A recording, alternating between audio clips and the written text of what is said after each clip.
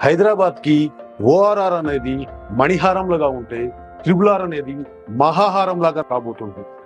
ఇలాంటి ట్రిబుల్ ఆర్కి అతి దగ్గరలో వచ్చే ప్రాజెక్ట్స్లో మాత్రం ఖచ్చితంగా ప్లాట్స్ కొనడం మిస్ కావద్దు. ఎందుకంటే ఇక్కడ స్పాన్ ఆఫ్ 3 to 4 yearsలో మనం పెట్టిన పెట్టుబడి డబుల్ కాబోతుంది. దీని జగమెరిగిన సత్యం. కానీ మనం ఏం చేస్తున్నాము, హైదరాబాద్కి దూరంగా ఉన్నాయని చెప్పేసి కొనడం అనేది ఆలోచిస్తున్నాము. ఎప్పుడు పెట్టుబడి పెట్టాలి, ఇది సరైన సమయమా కాదా అని ఆలోచిస్తున్నాము. కానీ హైదరాబాద్లో పెట్టుబడి అనేది నౌ ఆర్ నెవర్, ఇప్పుడు కాకపోతే మరి ఎప్పుడు కాదు. పూర్తి వివరాలకు సంప్రదించండి. ఓం మహాగణాధిపతయే నమః. ఓం గురుభ్యో నమః. ఓం శ్రీమాత్రే నమః. పరమేశ్వర స్వరూపమైనటువంటి జ్యోతిష, వాస్తు మరియు ఇతర అనేకమైనటువంటి శాస్త్రములను మనకు అందించినటువంటి మహర్షులకి నమస్కారం. హయగ్రీవ హయగ్రీవ హయగ్రీవేతి యో వధేత్తస్య నిస్సరతే వాణి జన్హుకన్యా ప్రవాహవత్. అరుణాం కరుణాతరంగితాక్షీం ధృతపాశాంకుశపుష్పబాణచాపాం అనిమాదిభిరావృతాం మయూకైః అహమిత్యేవ విభావయే భవానీం. శ్రీమాత్రే నమః. ప్రేక్షకులకి లలితాంబిక అమ్మవారి యొక్క అనుగ్రహం పరిపూర్ణంగా కలగాలని మనస్ఫూర్తిగా కోరుకుంటూ మనం ఈరోజు చెప్పుకోబోయేటువంటి టాపిక్ ఏమిటంటే, ఈ విశ్వాన్ని మొత్తం తన శక్తితో నడిపిస్తున్నటువంటి ఆ యొక్క అమ్మవారి నవరాత్రులు రాబోతున్నాయి. కాబట్టి మనకి ఈ నవరాత్రుల్లో చూడండి, చాలామంది అనేకమైనటువంటి బాధలు పడుతూ ఉన్నారు. ఉద్యోగం లేకనో, అనారోగ్యంతోనో, వివాహం అవ్వకనో, ఎంతో టాలెంట్ ఉండి కూడా పైకి రాలేకనో చూస్తూ ఉంటాం మనం. చాలామంది ఇళ్లలో ఎంతో టాలెంట్ ఉంటుంది, అంత టాలెంట్ ఉండి కూడా ఎందుకు పైకి రాలేకపోతున్నాడు ఆ వ్యక్తి, ఎందుకు ఎదగలేకపోతున్నాడు అని బాధేస్తూ ఉంటుంది. తల్లిదండ్రులకు కానీ, చూసే ఇంట్లో వాళ్ళకి కానీ, ఆ అబ్బాయికి అమ్మాయికి కావచ్చు. అందంగా ఉన్న పెళ్ళి అవ్వదు. ఎందుకు కారణాలు ఏమిటి అంటే, దీనికి మనకి శాస్త్రాలు చెప్పినటువంటిది ఏంటంటే, 1 పుణ్యం ఉండాలి, 2 పితృదేవతానుగ్రహం ఉండాలి, దేవతానుగ్రహం ఉండాలని చెప్పుకుంటూ ఉంటారు. మన పితృదేవతల గురించి మనం ఆల్రెడీ చెప్పుకున్నాం. మనం ఈరోజు చెప్పుకోబోయే టాపిక్ ఏమిటి అంటే, ఏ లగ్నం వారు లేదా ఏ రాశి వారు, లగ్నం తెలిస్తే లగ్నం నుంచి, లగ్నం తెలియని వారు రాశి నుంచి చూసుకోండి. పర్టికులర్గా ఈ నవరాత్రుల్లోని మరియు లైఫ్ లాంగ్ కూడా మీరు ఈ మంత్రాన్ని చేయడము, అమ్మవారిని ఈ రకంగా కనుక ఆరాధన కనుక చేసినట్లయితే ఖచ్చితంగా బాగుంటుంది. అయితే ఇక్కడ మీకు ఒక చిన్న విషయం చెప్తాను. ఏమిటది అంటే, మీ అందరూ అనిపించవచ్చు అదేమిటండి మరి మిగతా దేవీ దేవతలు అంటే ఒకటే గుర్తుపెట్టారు. ఒకే శక్తి. ఫస్ట్ ఈ కాన్సెప్ట్ మీరు మైండ్లో బాగా అర్థం చేసుకోండి. ఒకే శక్తి బ్రహ్మ, విష్ణు, రుద్ర రూపాల్లో ఉంది. ఒకే శక్తి సకల దేవతల్లోనే ఉంటూ నడిపిస్తుంది విశ్వాన్ని. ఆ ఒక్క విషయం మీరు కనుక గుర్తుపెట్టుకోగలిగితే, శివ కేశవులు వేరు కాదు అనేటువంటి భావన మీకు ముందు కలుగుతుంది. అయితే ఇప్పుడు నేను చెప్పబోయే అంశాలు ఏవైతే ఉన్నాయో, చెప్తుంది నేనైనప్పటికీ కూడా చెప్పింది సాక్షాత్ లలిత అమ్మవారిగా భావిస్తూ ఒక్కొక్క లగ్నం గురించి మరియు ఆఖరి వరకు మీరు వీడియో చూడండి. లగ్నము రాశి తెలియని వారు కూడా ఏం చేసుకోవాలో చెప్తాను, ఎటువంటి మంత్రం చేసుకోవాలో చెప్తాను. భక్తి శ్రద్ధలతో చేయండి. అమ్మవారి అనుగ్రహంతో మీకు ఖచ్చితంగా మీకున్నటువంటి సమస్యలు తీరుతాయి. తులాలగ్నము, తులారాశి. తులవారికి కనుక చూసుకున్నట్లయితే మీకు ఏ నామస్మరణ లలితా సహస్రనామాల్లో చేయాలి? కామన్గా మొత్తం లలిత చదువుకుంటాను, హ్యాపీగా చదువుకోండి, అందులో ఎటువంటి తప్పు లేదు. లేదంటే నేను లక్ష్మీ అష్టోత్తరం చేసుకుంటాను నవరాత్రుల్లో, లేనట్లయితే నాకు ఫలానా మంత్రం ఉంది, బీజాక్షరాలతో మంత్రం ఉంది, లేనట్లయితే నాకు ఉపదేశం ఉంది, ఖడ్గమాల చేసుకుంటాను, చండీ చేసుకుంటాను, హ్యాపీగానే చేసుకోవచ్చు. బట్ మీ తులాలగ్నానికి లలితా సహస్రనామాల్లో ఏ నామం చేసుకుంటే మీకు ఇంకా చక్కగా మంచి ఫలితాలు వస్తాయి. ఇది ఒకటి చేసుకోమని చెప్పట్లేదు, మీ ఇష్టం చేసుకోండి. బట్ దిస్ ఇస్ ద ఆస్ట్రాలజికల్గా ఒక ఇది. ఏ నామం చేసుకోవాలి? ఓం ఇంద్రగోప పరిక్షిప్త స్మరతూనా భజంగికాయై నమః. గుర్తుపెట్టుకోండి, తులాలగ్నం వారు ఓం ఇంద్రగోప పరిక్షిప్త స్మరతూనా భజంగికాయై నమః. ఇది చేస్తే ఏమవుతుందంటే, సర్వసాధారణంగా కూడా సక్సెస్ రేట్ పెరుగుతుంది మనిషి. బిజినెస్లో సక్సెస్ రేట్ బిజినెస్లో సక్సెస్ అవుతాడు మనిషి. అయితే ఏమంటే, ఈ లౌకికమైనటువంటివేనా అంటే, ఒక విషయం బాగా గుర్తుపెట్టుకోండి. అమ్మ ఉంది, అమ్మ ప్రేమ సరిపోతుందండి. అమ్మని మనం తిండి పదార్థాలు అడుగుతామా అంటే, అమ్మ పోషణ ఇస్తుంది, రక్షణ ఇస్తుంది, తన దయ అద్భుతంగా ఉంటుంది. సొంత తల్లి ఏమిటంటే, అమ్మని వండమని అడుగుతావా, అమ్మ అన్నం పెట్టమని అడుగుతాం. ఇవన్నీ లౌకిక విషయాలు కదండి, అడగకూడదు కదండి అని ఎవరైనా అంటారా? ఎందుకంటారు అంటే, తల్లి యొక్క బాధ్యత, తల్లి కరుణ అది. ఫుడ్ తినిపించడం కానీ, ప్రతి ప్రాణి కూడా చూడండి, వెళ్ళి ఏదో ఒకటి తీసుకొచ్చి తినిపిస్తుంటుంది తన పిల్లకి. అలాగే మనం చేసే ప్రయత్నం మనం చేస్తూ మన వల్ల అవ్వట్లేదు, నా శక్తి సరిపోవట్లేదు అన్నప్పుడు అమ్మవారిని ఆరాధిస్తే, అరే వీడి ప్రయత్నం వీడు చేశాడుగా, ఇప్పుడు నేను వీడికి సహకరించాలనుకుంటుంది. కానీ మనం ఏ ప్రయత్నమూ చేయకుండా ఎంతసేపు అమ్మ నాకు అది కావాలి ఇది కావాలి ఒకే దగ్గర కూర్చొని అడుగుతుంటే ఇవ్వరు.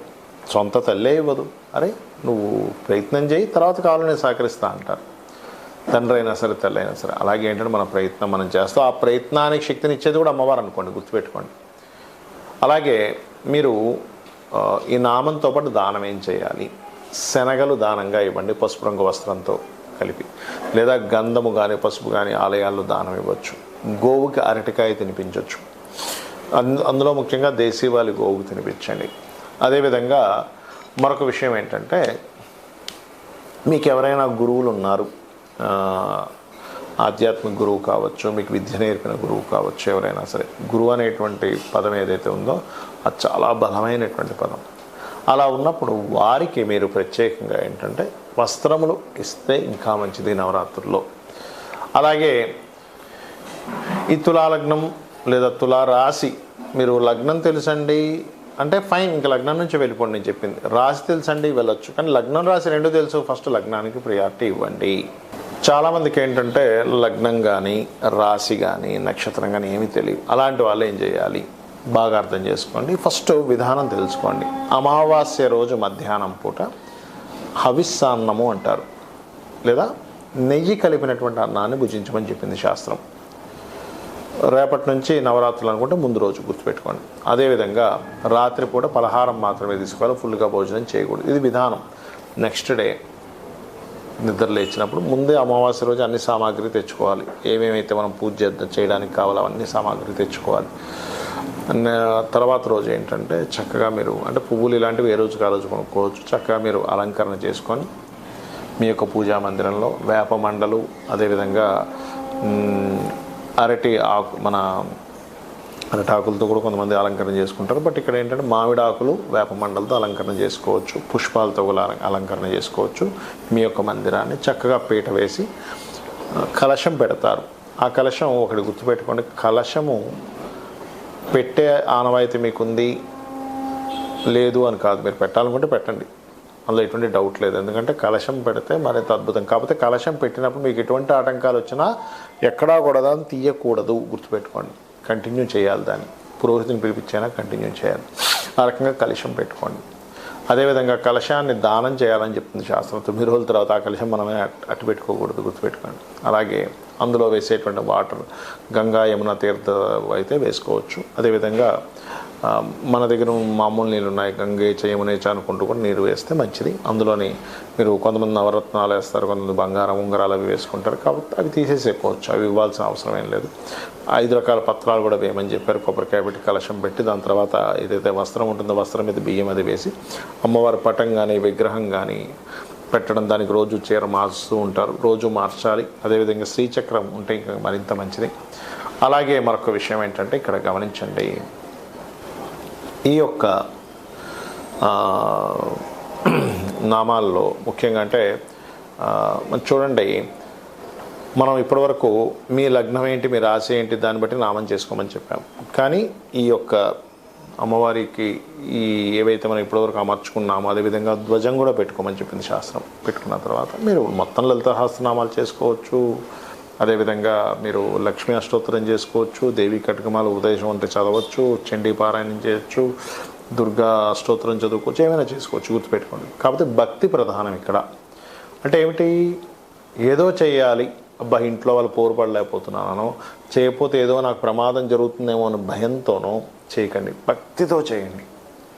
ఒక చిన్నపిల్లవాడు ఉన్నాడు, మీకు ఒక అబ్బాయి అమ్మాయి ఉంది, ప్రేమతో చేస్తాం అబ్బాయికి అమ్మాయికి. ఏంటి, నా పిల్లవాడు, వీడికి పొద్దున్నే టిఫిన్ తినిపించాలి, స్నానం చేయించాలి, మంచి మంచి బట్టలు వేయాలి, కొత్త డ్రెస్ కనిపిస్తుంది, మా పిల్లాడికి బాగుంటుంది. ఎట్లా చేస్తాం? అలా భగవంతుడికి చేయండి. అలా చేస్తూ మరొక విషయం ఏంటంటే ఇక్కడ పలానా ప్రాబ్లం బట్టి కూడా నామం చేసుకోవచ్చు. అంటే అలాగా రక్షణ కావాలనుకుంటున్నాం, శ్రీమాత్రే నమః, ఏమి దిక్కుతోచట్లేదు శ్రీమాత్ర నమః చేసుకోవచ్చు. లేదు ఏదో ఫియర్ ఉంది, నాకు ధైర్యం పెరగాలి, ఓం కనకాంగద కేయూరు కమనీయ భుజాన్వితాయ నమః. పిల్లలు చదవట్లేదు, ఒక మంత్రం చేసుకోవాలనుకుంటున్నారు మేము, ఓం శుద్ధ విద్యాంకురాకార ద్విచపంక్తి ద్వయోజ్వలాయ నమః. ఉద్యోగం రావాలి, ఓం శ్రీమాత శ్రీ మహారాజ్ని శ్రీమత్ సింహాసనేశ్వరి నమః చేసుకోవచ్చు. లేదా ఓం మాణిక్య మకుటాకార జానుద్వై విరాజితాయ నమః చేయవచ్చు. కాకపోతే గంట సేపు చేయండి అన్నమాట విని. అదేవిధంగా మనసు బాలేదు, ఓం మనస్విని నమః. లేదు పనులు సగంలో ఉండి ఆగిపోతున్నాయి, ఓం అష్టమీ చంద్ర విభ్రాజ అలికస్థల శోభితాయే నమః. లేదంటే హెల్త్ ఇష్యూస్ బాగా ఉన్నాయి, అలాంటి వారు చేయవలసింది ఏంటంటే ఓం సర్వవ్యాధి ప్రశమని సర్వమృత్యు నివారిణి అగ్రగణ్య అచింత్య రూపా కలికల్మషనాశినే నమః.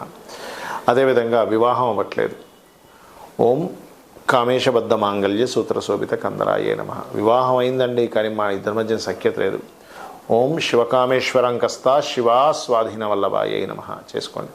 ఇలా ఒక్క నామం కదా, మనం లలిత సహస్రనామాల్లో ప్రతి నామానికి అర్థాన్ని దానివల్ల వచ్చేటువంటి ఫలితాలు మనం చెప్పాము. కాబట్టి ఇలా చేసుకోండి. అప్పులు ఎక్కువగా ఉన్నాయనుకుంటే ఓం అపర్ణాయే నమః అని నామం చేసుకోండి. సంపదలు కావాలి అనుకుంటే ఓం సంపత్కరీ సమారూఢ సింధుర వ్రజ సేవితాయే నమః అని నామస్మరణ చేయండి. భక్తిగా ఈ 9 రోజులు మీరు చేసుకోండి. ఇంకొకటి ఏంటంటే దేశీవాలి గోవు పెట్టండి, జెర్సీ ఆవుకు ఒక జంతు ప్రేమికుడిగా పెట్టుకోండి, తప్పులేదు. కానీ మీకు దోషం పోవాలంటే దేశీవాలి గోవుకు తినిపించండి. కొంచెమే పెట్టండి, ఎక్కువ పెట్టాల్సిన అవసరం ఏం లేదు. ఎక్కువ తినేసింది ఆల్రెడీ తినలేకపోతుందా అట్లా ఇంకొకకండి, అక్కడ పెట్టేసి వెళ్తే తర్వాత అయినా తింటుంది అది. అలాగే మరొక విషయం ఏంటంటే ఇల్లు శుభ్రంగా ఉండేలా చూసుకోండి. దీక్ష తీసుకుంటున్నాను 9 రోజులు అనుకునేవారు చాప వేసుకొని కిందన పడుకోండి. 9 రోజులు గోర్లు కత్తిరించుకోవడము ఇట్లాంటివి చేయకండి. దీక్ష తీసుకున్నవారు వేరే వారు కాదు, ఇవి చేయండి. 9 రోజులు ఆరాధించండి. మీకు ఖచ్చితంగా అమ్మవారి అనుగ్రహంతో మీ పూర్వజన్మ కర్మ తొలగిపోయి పుణ్యము సంపాదించుకొని మీరు ఇక్కడి నుంచైనా బాగుండాలని మనస్ఫూర్తి కోరుకుంటూ శ్రీమాత్రే నమః.